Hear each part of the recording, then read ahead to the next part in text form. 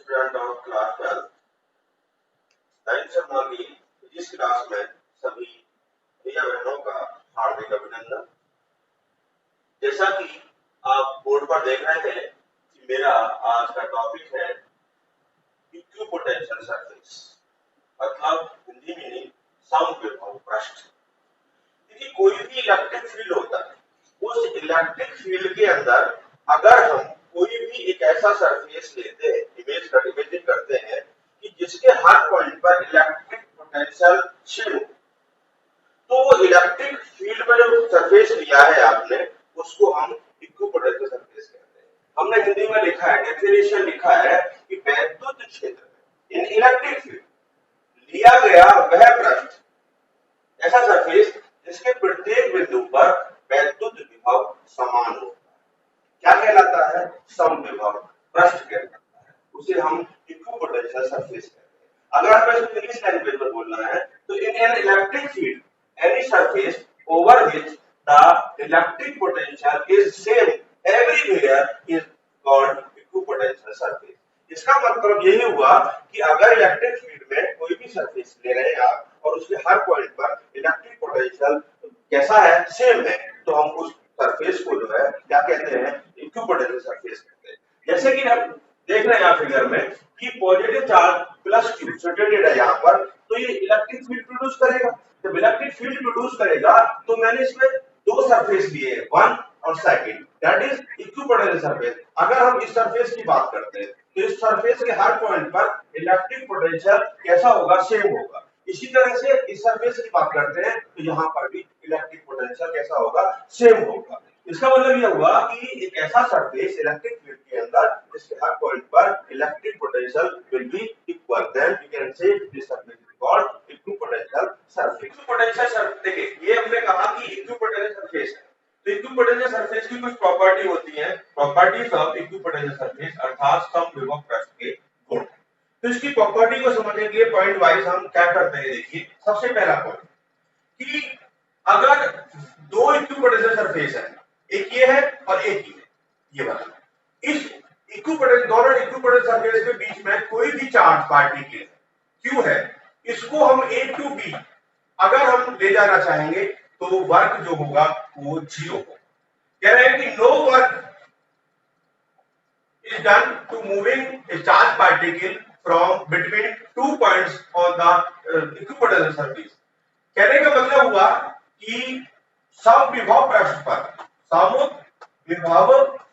पृष्ठ पर किसी आवेश को, चार्ज को एक बिंदु से दूसरे बिंदु तक, एक बिंदु से दूसरे बिंदु तक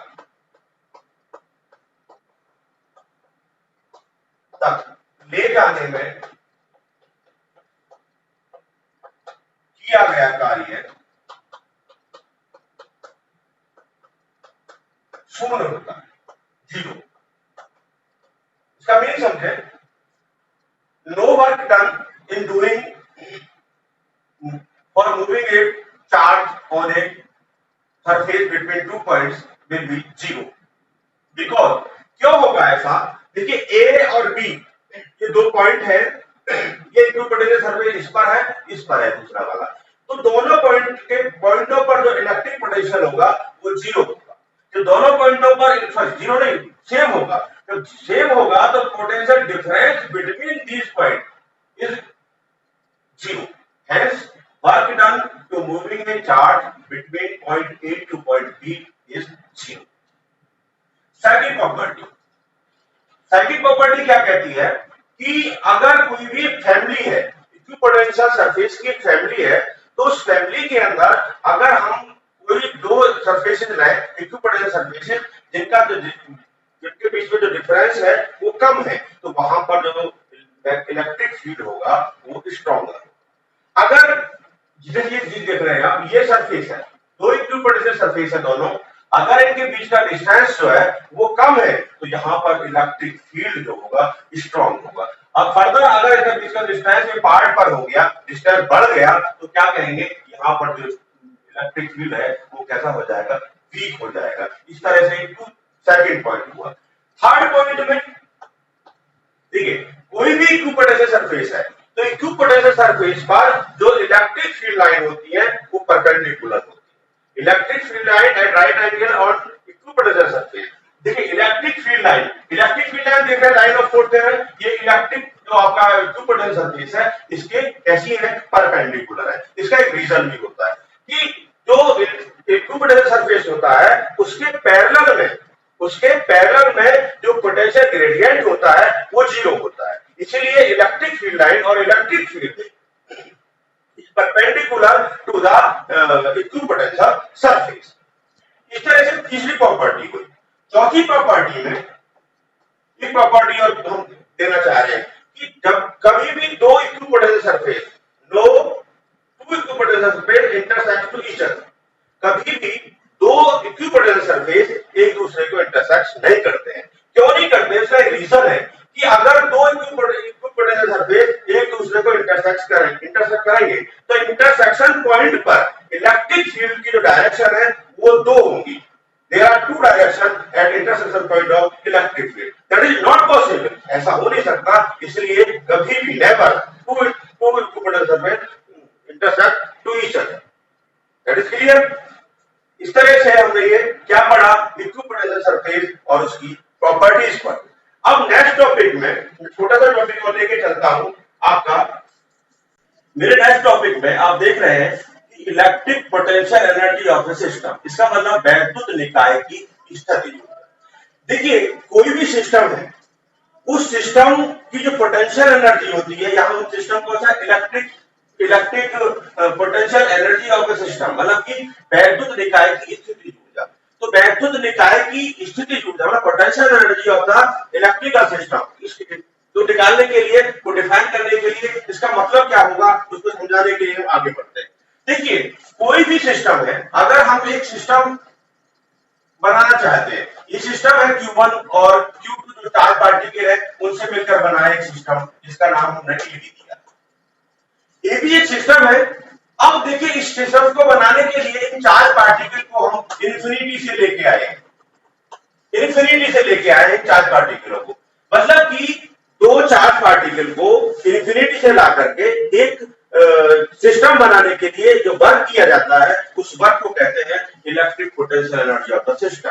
इसका मतलब दो आवेशों को अनंत से लाकर एक वैद्युत निकाय का निर्माण करने में किया गया कार्य क्या कहलाता है, electric potential of the system, potential energy of the system. अब हम कह रहे हैं, लेट अस सपोज कर रहे हैं कि एक सिस्टम है AB जो कि जिसका डिस्टेंस जो है स्मॉल r है और ये एयर या वैक्यूम है। इस सिस्टम को कैसे मेकअप बनाया गया है कि अनंत से हम दोनों चार्ज Q1 और Q2 को लेकर के आए हैं। तो जब चार्ज को लेकर के आए हैं तो इसके लिए हमें वर्क करना होगा। तो जो वर्क जो होगा वही इलेक्ट्रिक पोटेंशियल एनर्जी होगा इस सिस्टम।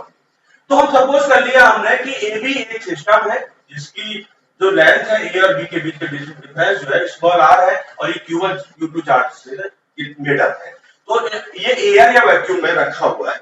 अब देखिए अगर हम ये माने यदि हमें क्या निकालना है, इसकी पोटेंशियल एनर्जी निकालना है, electric potential energy of this system, इसको हमें निकालना है। तो हम क्या मानेंगे, यदि Q2 आवेश, जो Q2 आवेश है, यदि Q2 आवेश अनंत बिंदु B पर न होकर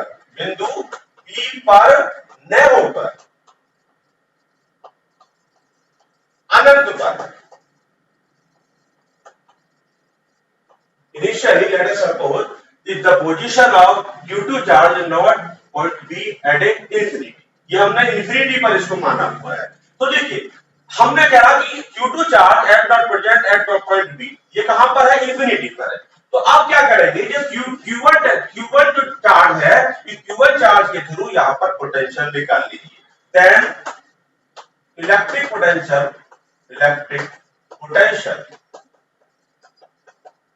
at point B due to charge Q1, V is equal to 1/4 pi epsilon naught Q upon upon Q1/R। ये हमने क्या निकाल लिया, ये जो चार्ज था हमारा Q1, इसके थ्रू पॉइंट बी पर इलेक्ट्रिक पोटेंशियल हमने निकाल लिया। अब देखिए इलेक्ट्रिक पोटेंशियल, अब हम Q2 चार्ज को इंफिनिटी से पॉइंट बी तक लाएंगे और वर्क जो किया जाएगा उसको निकालेंगे। देन अतः Q2 आवेश को अनंत से बिंदु बी तक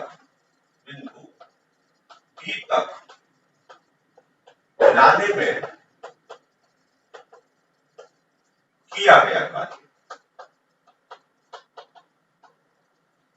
work done to bringing charge Q2 from infinity to point B is given W is equal to देखिए V no V is equal to W upon Q।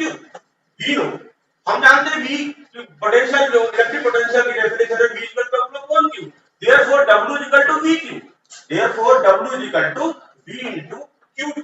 तो Q2 चार्ज को लेकर आए हैं, तो Q2 चार्ज को infinity से point B तक लाने में जो वर्क होगा वो इस इक्वेशन द्वारा दिया है। अब ये देखिए ये जूल हो गया, ये क्या हो गया, जूल हो गया। अब इक्वेशन नंबर सेकंड हो गया। अब देखिए V की वैल्यू यहां से यहां put the value of V from equation 1 to equation 2। Therefore W is equal, V की वैल्यू क्या है, 1/4 pi epsilon not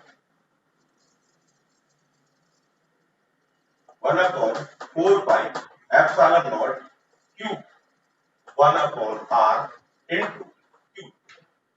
Therefore joule. देखिए ये वर्क निकल के आया।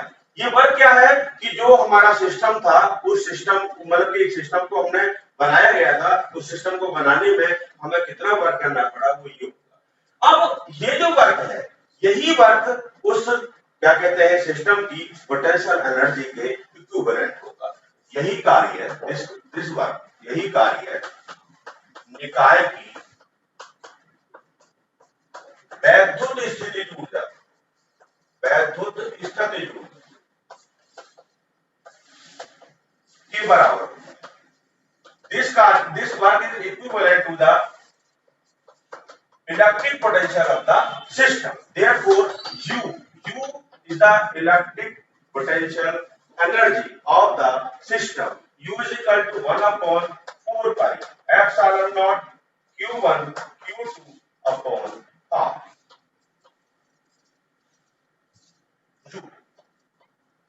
This is a required formula। Hence the electric potential energy of the electric system given by 1/4 pi epsilon naught Q1 Q2 upon R। That is given।